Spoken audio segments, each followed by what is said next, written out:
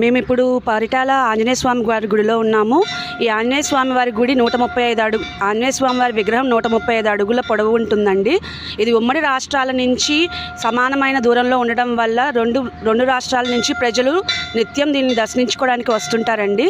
మేము కూడా గొల్లపూడి నుంచి వస్తున్నాము. మేము ప్రతి నెల ఒక్కసారైనా వచ్చి ఇక్కడ దర్శనం చేసుకుంటాము.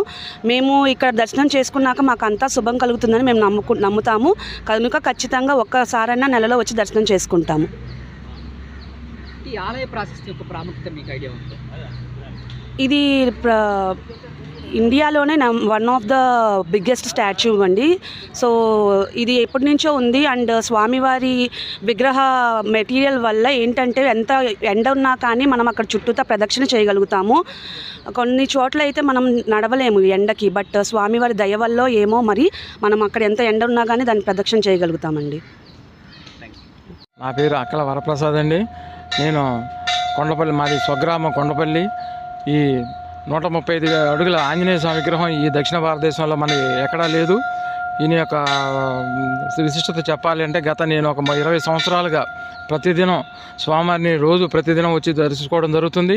ఆయన యొక్క సేవలు చేసుకుంటున్నాము. దానివల్ల మాకు సంకల్పం కూడా బాగా జరుగుతుందని చెప్పి మేము అనుకోవాలి. ఇటువంటి ప్రతినిత్యం ప్రతిరోజు కూడా ఈ యొక్క దేవాలయంలో 108 సార్లు హనుమాన్ చాలీసా పారాయణం అనేది ప్రతిరోజు జరుగుతూ ఉంది. దానిలో కూడా మేము పాల్గొంటాము. స్వామివారి యొక్క మా విశిష్టత చాలా బాగా ఉంది. ఈ దక్షిణ భారతంలో అతిపెద్ద దేవాలయం ఈ చుట్టుపక్కల గ్రామాల్లో ఎక్కడా లేదని చెప్పి మనం అనుకోవాలి. స్వామివారి గురించి ఇంకా మరీ చెప్పాలి అని అంటే మాత్రం స్వామివారి యొక్క విశిష్టత కానీ, ఈ దేవాలయంలో జరిగే మన అభిషేకాలు కానీ, స్వామివారి యొక్క అన్నదాన ప్రసాదాలే కానీ ప్రత్యేకంగా మనం చెప్పనవసరం లేదు.